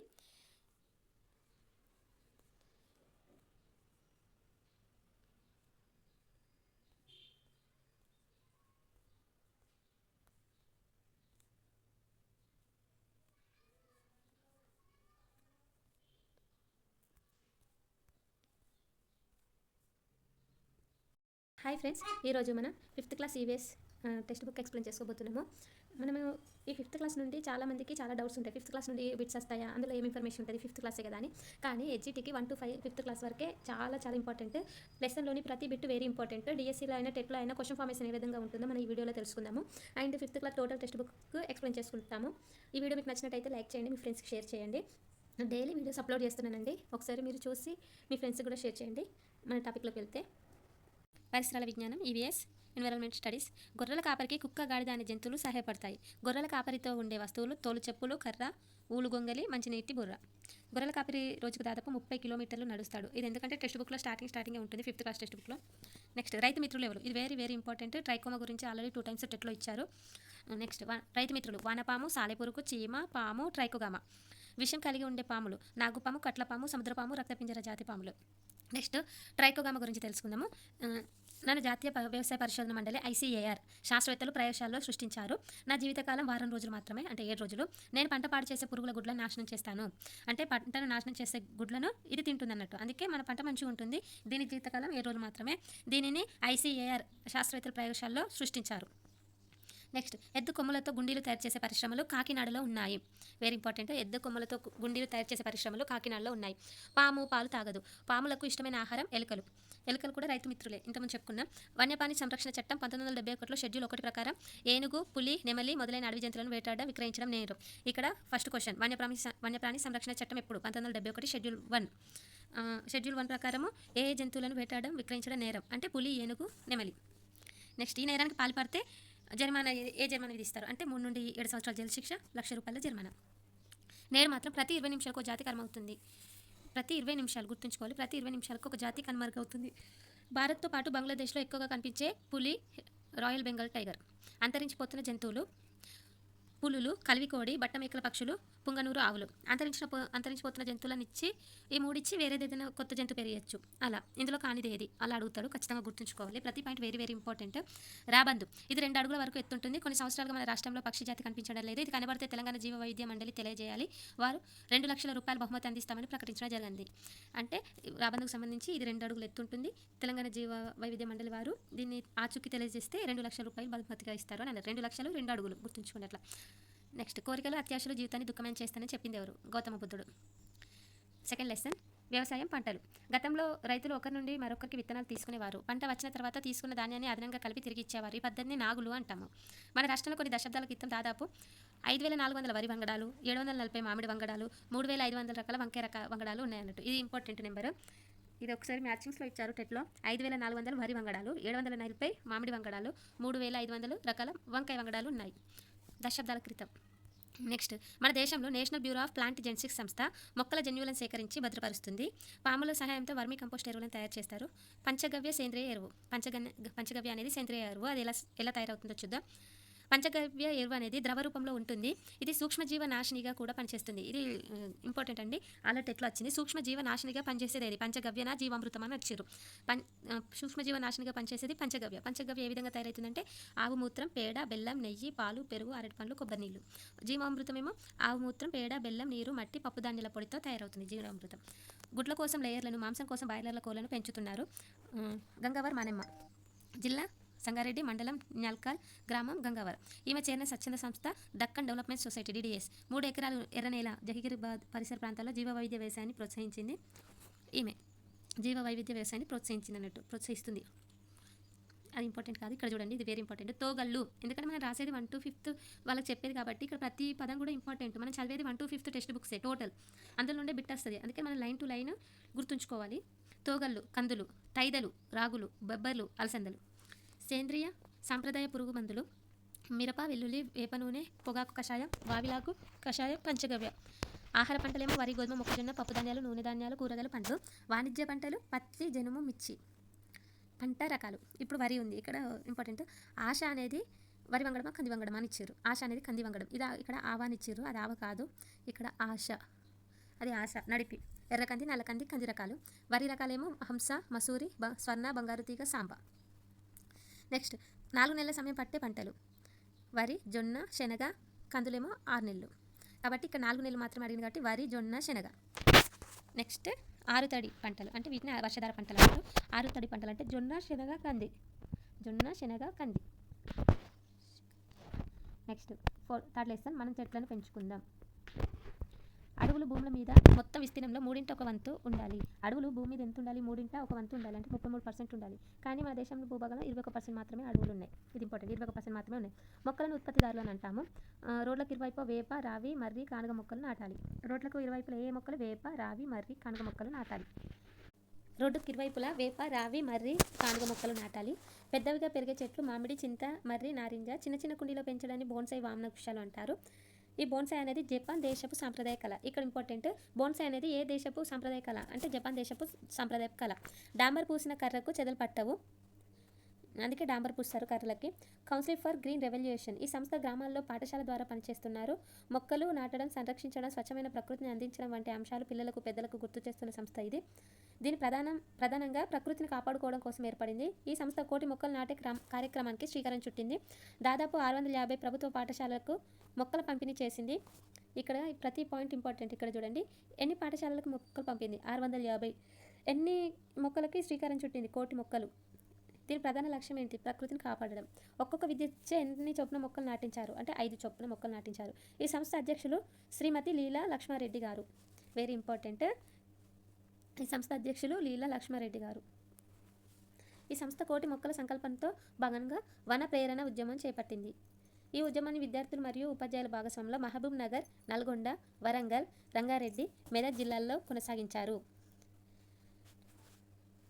నెక్స్ట్ దీనికి ఒక నేను చిన్న కోడ్ పెట్టానండి గుర్తుండేటట్టు. ఇక్కడ చూడండి, ఇది ఏం ఉద్యమము? ఇక్కడ చూడండి, వన ప్రేమి కోసం కదా, వన ప్రేరణ ఉద్యమం విద్యార్థులు ఉపాధ్యాయులు పాల్గొన్నారు. ఇక్కడ ఎన్ని జిల్లాలు పాల్గొన్నాయి? 5. అందుకే మనం మన వరమే వన ప్రేరణ అని కోడ్ పెట్టానండి. మన వరమే అంటే మా మెదక్, మహబూబ్ నగర్, నా నల్గొండ, వరంగల్, రంగారెడ్డి, మెదక్. మన వరమే వన ప్రేరణ అని గుర్తుంచుకోండి, ఈజీగా గుర్తుండిపోతుంది. నెక్స్ట్, ఒకరోజు 2 లక్షల విద్యార్థులు 10 లక్షల మొక్కలు నాటారు. ఒక్క రోజుల్లోనే 2 లక్షల విద్యార్థులు 10 లక్షల మొక్కలు నాటారు. ఎందుకంటే ఒక్కొక్క విద్యార్థి 5 మొక్కల చొప్పున 2 లక్షల మంది 10 లక్షలు నాటారు. ఈ సంస్థ విద్యార్థులచే పర్యావరణ ప్రతిజ్ఞ చేయిస్తున్నారు. పచ్చదనం, హరితవనం. ఇటీవల హరిత పాఠశాల అవార్డు పొందిన పాఠశాల గడ్డంపల్లి. ఇది ఎక్కడ అంటే గడ్డంపల్లి గ్రామం, మండలం తెల్కపల్లి, జిల్లా నాగర్ కర్నూలు. గడ్డంపల్లి హరిత అవార్డు పొందిన పాఠశాలకి కౌన్సిల్ ఫర్ గ్రీన్ రెవల్యూషన్ వారు వివిధ రకాలకు చెందిన 400 మొక్కలను విద్యార్థులకు అందజేశారు. ఇందులో సగం మొక్కలు పాఠశాలలో, మిగతా సగం వారి ఇళ్ల వద్దకు నాటి సంరక్షించుకున్నారు. మొక్కలకు పుట్టినరోజు కూడా జరిపారు. మొక్కలకు రాఖీ కూడా కట్టారు. ఈ విధంగా పర్యావరణాన్ని పచ్చదనంతో నింపడానికి పాఠశాలలో కృషి చేస్తున్న కౌన్సిల్ ఫర్ గ్రీన్ రెవల్యూషన్, అటవీ శాఖ, Vande Mataram foundation, national green code అంటే టీఎస్లో ఉన్నత పాఠశాలలో కొనసాగిస్తున్నారు అన్నట్టు. ఇది నేషనల్ గ్రీన్ కోడ్. వన ప్రేరణ ఉద్యమంలో భాగంగా కౌన్సిల్ ఫర్ గ్రీన్ రెవల్యూషన్ అందించిన మొక్కలను సంరక్షించి ప్రకృతి పరిరక్షణ పట్ల శ్రద్ధ కనబరిచిన విద్యార్థులకు వనప్రేమి పురస్కారం మరియు మోడల్ CGR సత్కరిస్తుంది. వనప్రేమి పురస్కారం కూడా ఇస్తుంది. ఇందులో మంచిగా మొక్కలు నాటిన విద్యార్థులకు. ప్రస్తుతం మన రాష్ట్రంలో ఉన్నత పాఠశాలలో నేషనల్ గ్రీన్ కోడ్ కార్యకలాపాలు కొనసాగుతున్నాయి.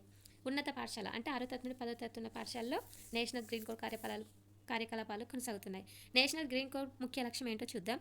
పాఠశాలను పచ్చదనంతో నింపడం, పర్యావరణాన్ని పరిరక్షించడం, పని అనుభవం ద్వారా పచ్చదనాన్ని ఆస్వాదించడం, శ్రమ విలువలు గుర్తించడం, వాతావరణ కాలుష్యాన్ని గుర్తించి అప్పచెప్పడం, తెలియజేయడం, గ్రామస్తులకు పర్యావరణం మీద అవగాహన కల్పించడం. నగరాల్లో 67% మంది జనం నివసిస్తున్నారు. కల్తీ కూరగాయలు తినడం వల్ల వచ్చే వ్యాధులు ఏంటో చూద్దాం.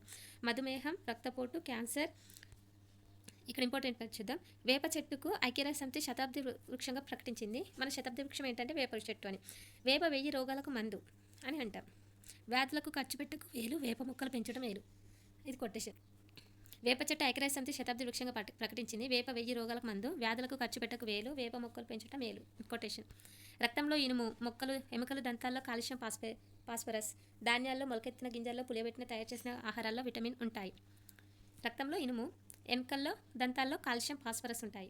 మొలకెత్తిన గింజలు, ధాన్యాల్లో విటమిన్స్ ఉంటాయి. పౌష్టికాహారం. 4th lesson. చిరుధాన్యాలు అంటే ఏంటి చూద్దాం. వరి, గోధుమలు, జొన్నలు, మొక్కజొన్నలు, తైదలు, సజ్జలు, సామలు, కొర్రలు చిరుధాన్యాలు అన్నట్టు. చిరుధాన్యాల వల్ల మన శరీరానికి అవసరమైన శక్తి వస్తుంది. శరీరానికి శక్తినిచ్చే పదార్థాలను పిండి పదార్థాలు లేదా కార్బోహైడ్రేట్స్ అంటాం. శరీరానికి శక్తినిచ్చే పదార్థాలు ఏమంటారు? పిండి పదార్థాలు, కార్బోహైడ్రేట్స్. చిరుధాన్యాలలో పిండి పదార్థాలు అధిక పరిమాణంలో ఉంటాయి. ఇంపార్టెంట్ పాయింట్స్ ఇట్లా బ్లాక్ కలర్ ఉన్నాయి, ప్రతి ఒక్కటి గుర్తుంచుకోవాలి. వెన్న, నెయ్యి, నూనె మొదలగు వాటిలో కూడా ఎక్కువ కొవ్వులు ఉంటాయి. కొవ్వు పదార్థాలు కూడా శరీరానికి శక్తినిస్తాయి. కొవ్వులు శరీరంలో నిల్వ ఉంటాయి. పప్పు ధాన్యాలు. శనగలు, పెసర్లు, మినుములు, కందులు మొదలగున వాటితో పాలు, గుడ్లు, మాంసం తినడం ద్వారా శారీరక పెరుగుదల జరుగుతుంది. పప్పు ధాన్యాలలో ప్రోటీన్, మాంసకృత్తులు ఉంటాయి. ప్రోటీన్ అంటే దాని ద్వారా కొత్త కణాలు పుట్టడం, గాయాలు మాన్పడం, పుండ్లను మాన్పడం ఉపయోగపడుతుంది. ఏంటి ప్రోటీన్ ఎందులో ఉంటుందంటే చేపలు, గుడ్లు, మాంసం, పాలలో ఎక్కువ ప్రోటీన్ ఉంటుంది. పాలు త్రాగడం వల్ల పాలలో ఉండే కాల్షియం CA ఎముకలు పెరుగుదలకు మరియు పటిష్టంగా ఉండడానికి సహాయపడతాయి. ఏంటిది? కాల్షియం. ఆహార పిరమిడ్ చార్ట్. ఇది వెరీ వెరీ ఇంపార్టెంట్. తగినంత తినాల్సిన ఏంటి అని అడుగుతారు. ఎక్కువ తినాల్సిన ఏంటి, కావాల్సినంత తినేటి ఏంటి, అరుదుగా తినేటి ఏంటి అని అడుగుతారు. కాబట్టి ఇది మనం జాగ్రత్తగా అబ్జర్వ్ చేయాలి. కావాల్సినంత తినేది ఏంటి? ఫ్రూట్స్. కావాల్సినంత తినేటి ఎక్కువ తినాలి. అరుదుగా తినేటి మాత్రం ఐస్ క్రీమ్స్. అవి తగినంత తినేటి మాంసం. ఎక్కువ తినాల్సినవి ఫ్రూట్స్, వెజిటేబుల్స్. కావాల్సినంత తినేటివి ఇక్కడ ఏమున్నాయి, ఇవేంటి సరిగ్గా ఏర్పడతలేవు. కావాల్సినంత తినేటి పిండి పదార్థాలు వచ్చు. నెక్స్ట్, మీకు తెలుసా ఒక్క టమాటాలో ఎన్ని పోషక విలువలు ఉన్నాయో చూద్దాం. 1.08 గ్రాముల ప్రోటీన్ ఉంటాయి. 1.5 గ్రాముల ఫైబర్ ఉంటుంది. పొటాషియం, ఫాస్ఫరస్, మెగ్నీషియం, సోడియం ఉంటుంది. Vitamin A, B2, B6, E and K ఉంటాయి. 22 కేలరీల శక్తి లభిస్తుంది. ఒక్క టమాటాలో ఇన్ని పోషక విలువలు ఉన్నాయి. Very important. ఖచ్చితంగా బిట్టచ్చే ఏరియా ఇది. ఎన్ని ప్రోటీన్స్ ఉంటాయి, ఎంత ఫైబర్ ఉంది, పొటాషియం, ఫాస్ఫరస్, మెగ్నీషియం, ఇంకొకటి కాపర్ ఇచ్చినాక ఇందులో లేనిది ఏంటిది, ఉన్నది ఏంటిది అలా అడుగుతారు. కాబట్టి జాగ్రత్తగా చదవండి. మన ఆరోగ్యం. శక్తినిచ్చేవి ఏంటి? కార్బోహైడ్రేట్లు, కొవ్వులు, నూనెలు. పెరుగుదలకు ఉపకరించేవి ప్రోటీన్లు లేదా మాంసకృత్తులు. ఆరోగ్య పరిరక్షణ వ్యాధి నిరోధక శక్తినిచ్చేవేంటి? విటమిన్లు, ఖనిజ లవణాలు. జంక్ ఫుడ్లో సాధారణంగా కేలరీలు మాత్రమే ఉంటాయి. జంక్ ఫుడ్ తినడం వల్ల ఉబకాయం, స్థూలకాయం వస్తుంది. అవును. నెక్స్ట్ ఫిఫ్త్ లెసన్ మన శరీర భాగాలు, జ్ఞానేంద్రియాలు. చదివేటప్పుడు కంటికి పుస్తకం మధ్య ఎంత దూరం ఉండాలి? 30 సెంటీమీటర్లు. టీవీకి కంటికి మధ్య దూరం 2.5 మీటర్లు. గబ్బిలం రాత్రిపూట సంచరిస్తుంది, శబ్దాల ద్వారా మార్గాన్ని మార్చుకుంటుంది. గబ్బిలం చూడండి రాత్రిపూట సంచరిస్తుంది, శబ్దాల ద్వారా మార్గాన్ని మార్చుకుంటుంది. ఓన్లీ సౌండ్నే శబ్దాల ద్వారా మార్చుకుంటుంది. గాలిని ముక్కు ద్వారా లోపలికి పీల్చుకుంటాము. ఉచ్ఛ్వాసం అంటారు. బయటకు వదలడాన్ని నిశ్వాసం అంటాము. దంత సూత్రం తెలుసుకుందాం. 2123 2123 దంత సూత్రము. ఇక్కడ చూడండి, దంతాలను ఉత్తరేణి, కానుగ, వేప, తుమ్మ పుల్లలను లేదా టూత్పేస్ట్ పౌడర్ను బ్రష్తో తోమాలి. దంతాలను ఇటుకపొడి, బొగ్గు వాటిని ఉపయోగించి శుభ్రపరచుకోవద్దు. వాడినట్లయితే దంతాలపై ఉన్న ఎనిమల్ పొర దెబ్బతింటుంది. దంతాలకు సంబంధించిన డాక్టర్ పేరు డెంటిస్ట్, చర్మం డెర్మటాలజిస్ట్, జీర్ణ వ్యవస్థ గ్యాస్ట్రోఎంటరాలజిస్ట్, గుండె కార్డియాలజిస్ట్, మూత్రపిండ వ్యవస్థ యూరాలజిస్ట్, ఎముకలకు ఆర్థోపెడిషియన్, మెదడుకి న్యూరాలజిస్ట్, నాడులు న్యూరాలజిస్ట్, ఊపిరితిత్తులకు పల్మనాలజిస్ట్. వెరీ ఇంపార్టెంట్ బిట్, ఖచ్చితంగా బిట్ట చేరే ఇది. ఎండాకాలంలో వదులుగా ఉండే నూలు దుస్తులు ధరించాలి. ఇక్కడ మీకు తెలుసనుంది. మన శరీరంలో అతిపెద్ద అవయవం చర్మం. మానవుని చర్మం దాదాపు 1.5 చదరపు మీటర్ల వైశాల్యం ఉంటుంది. 4 కిలోల బరువు ఉంటుంది. పరిసరాల్లో వచ్చే మార్పులకు మొదటగా ప్రభావితమయ్యే జ్ఞానేంద్రియం చర్మం. ఊపిరితిత్తుల్లోని గాలి గదులు ఆక్సిజన్, కార్బన్ డైఆక్సైడ్ల మార్పిడికి సహాయపడతాయి. రక్తనాళికలు గాలిలోని ఆక్సిజన్ గ్రహించి రక్తం ద్వారా శరీర భాగాలకు పంపిస్తాయి. నెక్స్ట్ 6th లెసన్లో ఉన్న ఇంపార్టెంట్ పాయింట్స్ చూద్దాం. శ్వాస వ్యవస్థలో ముఖ్యమైన భాగాలు 3. అవి ముక్కు, శ్వాసనాళం, ఊపిరితిత్తులు. ఫస్ట్ గుండె మొత్తం శరీరానికి రక్తాన్ని సరఫరా చేస్తుంది, మనకు తెలుసు. రక్తం గురించి చూద్దాం. శరీర ఉష్ణోగ్రతను క్రమబద్ధీకరించడానికి ఉపయోగపడుతుంది. రోగకారకాలపై పోరాడడానికి ఉపయోగపడుతుంది. రక్తంలో ఎక్కువగా ప్లాస్మా ఉంటుంది. ప్లాస్మా ద్రవ రూపంలో ఉంటుంది. ఇది గుర్తుంచుకోండి. రక్తంలో ఎక్కువ ఏముంటుంది? ప్లాస్మా ఉంటుంది. ప్లాస్మా ద్రవ రూపంలో ఉంటుంది. రక్తం అనేది రోగకారకాలపై పోరాడడానికి ఉపయోగపడుతుంది. మన శరీరంలో 3 రకాల రక్త కణాలు ఉంటాయి. ఏంటిది? ఎర్ర రక్త కణాలు, తెల్ల రక్త కణాలు, రక్త ఫలికలు. ఎర్ర రక్త కణాలు ఆర్బీసీ, డబ్ల్యూబీసీ అని అంటారు. ప్లేట్లెట్స్. శరీరంలో ఉన్న అన్ని కణాలకు ఆక్సిజన్ అందిస్తుంది. ఎవరు? ఆర్బీసీ, ఎర్ర రక్త కణాలు. తెల్ల రక్త కణాలు రోగకారక క్రిములతో పోరాడుతాయి. ఇక్కడ చూడండి, రోగకారకాలతో పోరాడేటి ఏంటి? ఆర్బీసీయా, డబ్ల్యూబీసీ అలా అడుగుతారు. డబ్ల్యూబీసీ. నెక్స్ట్ రక్త ఫలికలు రక్తం గడ్డకట్టడంలో సహాయపడతాయి. మీకు తెలుసా? నీ పిడికిలి పరిమాణంలో ఉంటుంది. గుండె 2/3 వంతు ఛాతీలో ఎడమ వైపున ఉంటుంది. ఇది ఇంపార్టెంట్. మన శరీరంలో గుండె ఎడమ వైపు ఉంటుంది కదా, అది 2/3 వంతు ఛాతీ ఎడమ వైపున ఉంటుంది. గుండె 1/3 వంతు ఛాతీ కుడి వైపున ఉంటుంది. 2/3 ఎడమ వైపున, 1/3 కుడి వైపున ఉంటుంది. గుండె రక్తాన్ని పంపు చేస్తుంది. నెక్స్ట్ అస్థిపంజర వ్యవస్థ. అస్థిపంజర వ్యవస్థ మన శరీరంలో ఎముకల సంఖ్య 206. వెన్నెముకలో 33 వెన్నుపూసలు ఉంటాయి. కాల్షియం ఎముకలను దృఢంగా ఉంచుతుంది. కాల్షియం ఎక్కువగా ఉండే పదార్థాలు పాలు ఉత్పత్తులకు ఆకుకూరలలో లభిస్తుంది. శరీరంలోని ఎండ తలగడం వల్ల డి విటమిన్ లభిస్తుంది. జీర్ణ వ్యవస్థపై ప్రయోగం చేసిన డాక్టర్ ఎవరు? డాక్టర్ బీమండ్. కడుపు కిటికీ ప్రయోగం ఎవరిపై జరిపాడు? మార్ఫిన్ అనే సైనికునిపై. బుల్లెట్ డాక్టర్ పేరు బీమండ్. మార్టిన్ వయసు 18 సంవత్సరాలు. గాయం నయం కావడానికి ఎంతకాలం పట్టింది? 1.5 సంవత్సరాలు పట్టింది. మార్టిన్ కడుపుపై బీమండ్ ఎన్ని సంవత్సరాలు ప్రయోగాలు చేశాడు? 9 సంవత్సరాలు ప్రయోగాలు చేశాడు. నెక్స్ట్ కడుపులో ఉన్న రసాలు ఆమ్ల గుణాన్ని కలిగి ఉంటాయి. జీర్ణక్రియపై డాక్టర్ బీమండ్ ప్రయోగాలు చేశాడు. ఆహారం ఎప్పుడు కడుపు నిండా తినకూడదు. పొట్ట 25% మేర ఖాళీగానే ఉండాలి. ఇది ఇంపార్టెంట్. వెనుముకకి ఇరువైపులా 2 మూత్రపిండాలు ఉంటాయి. ఇవి రక్తాన్ని వడబోసి దానిలోని మలినాలను వేరు చేస్తాయి. టమాటాను తిన్నప్పుడు జీర్ణ వ్యవస్థలో ఎక్కడెక్కడ ఏం జరుగుతుందో చూడండి.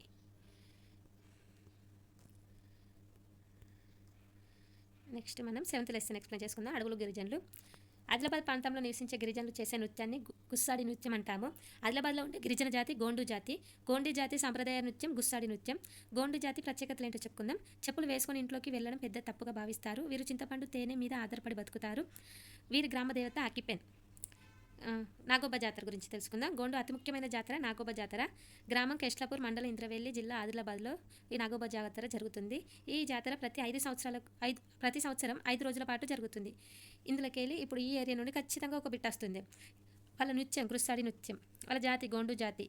వాళ్ళు చింతపండు, తేనె మీద ఆధారపడి బతుకుతారు. వీరి దేవత ఆకిపెన్. వీరు కేష్లాపూర్ గ్రామం, ఇంద్రవెల్లి మండలం, ఆదిలాబాద్ జిల్లాలో ఉంటారు. ఈ నాగోబా జాతర ప్రతి సంవత్సరం 5 రోజుల పాటు జరుగుతుంది. ఇవి వెరీ ఇంపార్టెంట్. ఇప్పుడు చెంచుల జీవన విధానం తెలుసుకుందాం. చెంచులు నాగర్ కర్నూలు జిల్లాలోని నల్లమల్ల అడవిలో ఉంటారు. చెంచులు మాట్లాడే భాష ఏ భాషను పోలి ఉంటుందంటే తెలుగు. చెంచులు అడవిని తల్లిగా పూజిస్తారు. తేనెను సేకరించడం చెంచులకు తెలిసిన వేరే ఎవరికి తెలియదు. వాళ్ళకి తెలిసినట్టు ఎవరికి తెలియదు తేనె సేకరించడం అని అంటారు. చెంచులు కుందేళ్ళు, పిచ్చుకలు వంటి చిన్న జంతువులను ఎప్పుడు వేటాడరు. వీటిని చిన్న జంతువులను ఎప్పుడు పెట్టారు. చెంచులు గర్భిణీ స్త్రీలు చింతపండును చింతబూడిదతో కలిపి ఆహారంగా తీసుకుంటారు. వీరందరూ ఒకే దగ్గర ఒకే ప్రాంతంలో గుడిసెలు వేసుకొని నివసిస్తుంటారు. వీటినే పెంటాలు అంటారు. కొన్ని పెంటాలను కలిపి గ్రామం అంటారు. ఈ గ్రామానికి ఒక పెద్ద ఉంటాడు, అతన్ని పెద్ద మనిషి అంటారు. గ్రామంలోని కార్యక్రమాలన్నీ పెద్ద మనిషి ఆధారంలో జరుగుతాయి. చెంచులు లింగయ్య స్వామిని మరియు చెంచు లక్ష్మి పూజలు మాఘమాసంలో చేస్తారు. బోండా జాతి గిరిజనుల జీవన విధానం తెలుసుకుందాం ఇప్పుడు. వీరు అరకు ప్రాంతంలో ఉంటారు. బోండా జాతి గిరిజనులు బాహ్య ప్రపంచానికి దూరంగా డబ్బులంటే ఏంటో తెలియకుండా ఉంటారు. బోండా జాతి గిరిజనులు ఉండే ప్రదేశాలు ఆంధ్రప్రదేశ్లో విశాఖపట్నం జిల్లా అరకు ప్రాంతం, ఒడిశాలో మల్కాజ్గిరి జిల్లాలో నివసిస్తారు ఈ బోండా జాతి వారు. వీరిని పోరోజు అని కూడా అంటారు. బోండా గిరిజన జాతి మాట్లాడే భాష రెమో. వీరు సంతలను హత అంటారు. ఇందులో ఇంపార్టెంట్ అంటే వాళ్ళు ఎక్కడెక్కడ నివసిస్తారు. ఆంధ్రప్రదేశ్లోని అరకు ప్రాంతం, ఒడిశాలోని మల్కాజ్గిరి జిల్లా. వీళ్ళను పోరోజు అంటారు. వీళ్ళు మాట్లాడే భాష రెమో. వీరి సంతలను హత అంటారు. ఇందులో మగవాళ్ళు మాత్రమే వేటకు వెళ్తారు. వీరు పోడు వ్యవసాయం చేసేవారు. పోడు వ్యవసాయం అంటే ఒక ప్రాంతాన్ని వదిలి వేరే ప్రాంతానికి వెళ్ళి వ్యవసాయం చేయడం. వీరు వారం వారం జరిగే సంతల్లో వారు సేకరించిన అడవి ఉత్పత్తులను ఇతరులకు ఇచ్చి వాటికి బదులు అవసరమైన వస్తువులను తీసుకుంటారు. దీన్నే బినిమయ పొద అంటారు. వీరు శరీరాన్ని జనపనారతో చేసిన బట్టలతో కప్పుకుంటారు. ఈ జనపనార ఎలా తయారు చేస్తారో చూద్దాం ఒకసారి. జనపనార మొక్కలను సేకరణ చేసి అన్నిటి నీటిలో నాడబెట్టి దారాలు తీయడం, మగ్గంలో నేయడం, రంగులు అద్దడం, ఎండలో ఆరబెట్టడం, అద్దాలు కుట్టడం జనపనార ప్రాసెస్. నెక్స్ట్, కాగితం తయారీకి ఉపయోగించే మొక్కలను వెదురు, యూకలిప్టస్, సుబాబుల్ అంటారు. చెట్లను నరికివేయడం వల్ల వాతావరణంలో కార్బన్ డైఆక్సైడ్ ఎక్కువ అవుతుంది. అందువల్ల భూమి వేడెక్కుతుంది. దీన్నే గ్లోబల్ వార్మింగ్ అంటారు. దీనివల్ల వర్షాలు తగ్గుతాయి. ఇప్పటి నుండి చాలా ఇంపార్టెంట్ పాయింట్స్ ఉన్నాయి.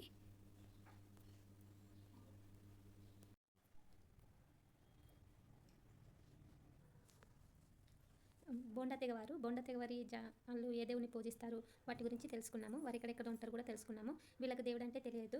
అరకు ప్రాంతంలో నివసిస్తుంటారు. ఆంధ్రప్రదేశ్లోని విశాఖపట్నంలోని అరకు, ఒడిశాలోని మల్కాజిరి జిల్లాలో. వీళ్ళను పోరోజు అని అంటారు. బోండా గిరిజన జాతి మాట్లాడే భాష రెమో. వీరి సంతలను హత అంటారు. ఇదంతా మనం ఆల్రెడీ చెప్పేసుకున్నాము. నెక్స్ట్, ఇక్కడ వెరీ ఇంపార్టెంట్ పాయింట్, కాగితంని తయారు చేయడానికి ఏ మొక్కలను యూజ్ చేస్తారు. వెదురు, యూకలిప్టస్, సుబాబుల్. లాస్ట్ 2024 టెట్బిట్ ఎలా ఇచ్చిందంటే కాగితం వీటిచే తయారు చేస్తారని ఇచ్చి, వీటిచే తయారు చెయ్యరు అని ఇచ్చి, ఈ మూడు ఇచ్చి నెక్స్ట్ వేరే ఆప్షన్ ఇచ్చారు అన్నట్టు. టేకు ఇచ్చారు. వెదురు, యూకలిప్టస్, టేకు, సుబాబుల్ అని ఇచ్చారు. దేంతో తయారు చేయరు? టేక్తో తయారు చేయరు. Answer is take. అలా ఇచ్చారు. నెక్స్ట్, చెట్ల నరికివేయడం వల్ల వాతావరణంలో కార్బన్ డైఆక్సైడ్ ఎక్కువ అవుతుంది. అందువల్ల భూమి వేడెక్కుతుంది. దీన్నే భూగోళం వేడెక్కడం అంటారు. దీనివల్ల వర్షాలు తగ్గుతాయి. మనకు తెలుసు చెట్ల నరికివేయడం వల్ల చెట్లు ఆక్సిజన్ రిలీజ్ చేస్తుంది కదా, అందుకే కార్బన్ డైఆక్సైడ్ని తీసుకుంటుంది.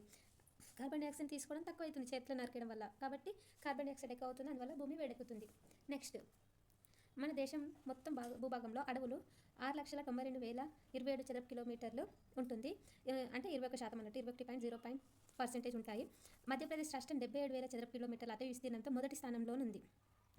మన దేశంలో మధ్యప్రదేశ్ ఫస్ట్ ప్లేస్లో ఉంది. మన రాష్ట్రం మొత్తం భూభాగంలో అడవులు 46,389 చదరపు కిలోమీటర్లు, 16.89% ఉంది. ఇది ఇంపార్టెంట్. మన తెలంగాణ రాష్ట్రం గురించి కాబట్టి 16.89% ఉంది అడవి మొత్తం. తెలంగాణ రాష్ట్రంలో అటవీ విస్తీర్ణంలో జయశంకర్ జిల్లా మొదటి స్థానంలో ఉంది. మన తెలంగాణ రాష్ట్రంలో జయశంకర్ జిల్లా ఫస్ట్ ప్లేస్లో ఉంది. ఇక్కడ చూడండి, నిర్మల్ ఆదిలాబాద్, కొమరంభీం, మంచిర్యాలలో నివసించే గిరిజన తెగ ఏంటంటే గోండు, కోలమి, ప్రధాన్, తోటి. భద్రాద్రి కొత్తగూడెంలో నివసించే గిరిజన తెగ కోయ, కొండరెట్లు. మహబూబ్ నగర్లో బంజారా వాళ్ళు నివసిస్తుంటారు. ఒక చెట్టు 660 కేజీల కార్బన్ డైఆక్సైడ్ను తీసుకుంటుంది. ఇది ఇంపార్టెంట్, వెరీ వెరీ ఇంపార్టెంట్. ఒక చెట్టు 660 కేజీల కార్బన్ డైఆక్సైడ్ని తీసుకుంటుంది. అంటే ఎంత పర్సెంట్ ఆక్సిజన్ రిలీజ్ చేస్తుందో మనం అవగాహన చేసుకోవాలి. ఎందుకంటే మనకు ఆక్సిజన్ అవసరం. ఒక చెట్టు 4 మనుషులకు అవసరమయ్యే ఆక్సిజన్ ఇస్తుంది. ఒక చెట్టు 4 మనుషులకు అవసరమయ్యే ఆక్సిజన్ ఇస్తుంది. కాబట్టి మనం చెట్లను పెంచాలి. 8th లెసన్, నది జీవన విధానం. గోదావరి నది మహారాష్ట్రలోని నాసిక్ జిల్లా త్రయంబకేశ్వర్ వద్ద పశ్చిమ కనుమలలోని బ్రహ్మగిరి కొండల్లో ప్రారంభమైంది. మన రాష్ట్రంలో నిజామాబాద్ జిల్లాలోని కందకుర్తి వద్ద ప్రవేశిస్తుంది. గోదావరి నది సుమారు 1465 కిలోమీటర్ల వరకు ప్రవహిస్తుంది. గోదావరి నుండి ఖచ్చితంగా బిట్ వస్తుంది. అది ఏ రాష్ట్రంలో పుట్టింది, ఎక్కడకు ప్రవేశిస్తుంది, ఎంత మీటర్లు ప్రవేశిస్తుంది, ఇంపార్టెంట్.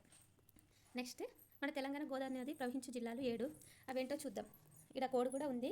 నిజామాబాద్, నిర్మల్, జైత్యాల్, మంచిర్యాల, పెద్దపల్లి, జయశంకర్, భద్రాద్రి కొత్తగూడెం జిల్లాల్లో తెలంగాణ నది ప్రవహిస్తుంది. దీనికి కోడ్ నీని జామ పెద్ద జయబా. ఇది కోడ్. గోదావరి నది ఏ జిల్లాలను వేరు చేస్తుంది? ఇది వెరీ ఇంపార్టెంట్. లాస్ట్ డిఎస్సి నుండి వచ్చింది. చూడండి, 5th క్లాస్ ఈవీఎస్ బిట్ నుండి ఇన్ని బిట్స్ వచ్చినాయి. కాబట్టి మనం లైన్ టు లైన్ చదవాలి. Very important.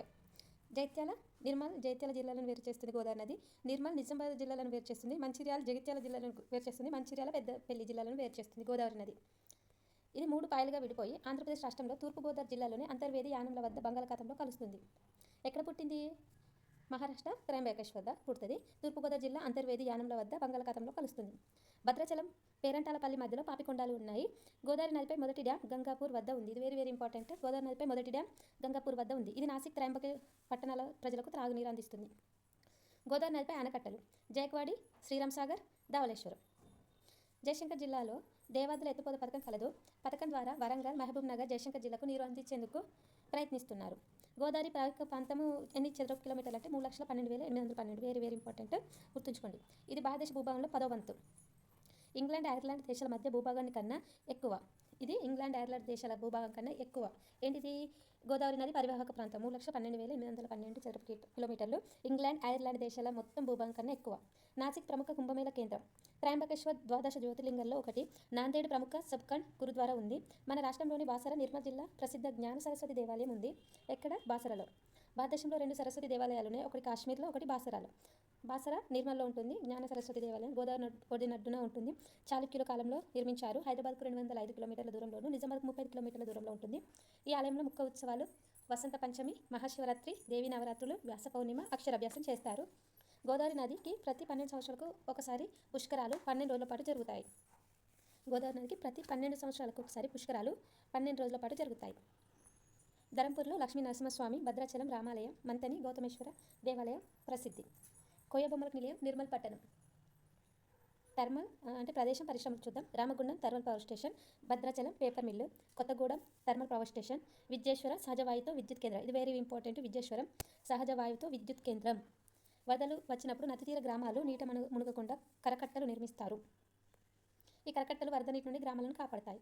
9th లెసన్ వాతావరణం, గాలి. ఇందులో ఇంపార్టెంట్ అంటే ట్రోపో ఆవరణం, స్టాటో ఆవరణం, మీసో ఆవరణం, థర్మో ఆవరణం, ఎక్సో ఆవరణం. ఇది బిట్ వచ్చే ఏరియా, ఖచ్చితంగా బిట్ వస్తుంది. మీసో ఫస్ట్ ఆవరణం పేరేంటి? Tropo. Next strato, meso, thermo, exo. ఈ సీక్వెన్స్ ఈజ్ వెరీ ఇంపార్టెంట్. భూమికి అతి దగ్గరగా ఉండే పొర ఏంటంటే ట్రోపో ఆవరణం. ట్రోపో ఆవరణంలో భూమి నుండి పైకి పోయే కొలది ఉష్ణోగ్రత తగ్గుతుంది.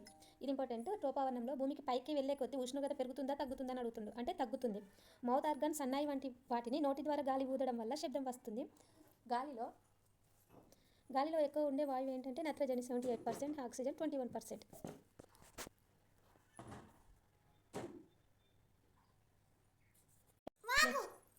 నెక్స్ట్ 10th లెసన్ సూర్యుడు, గ్రహాలు.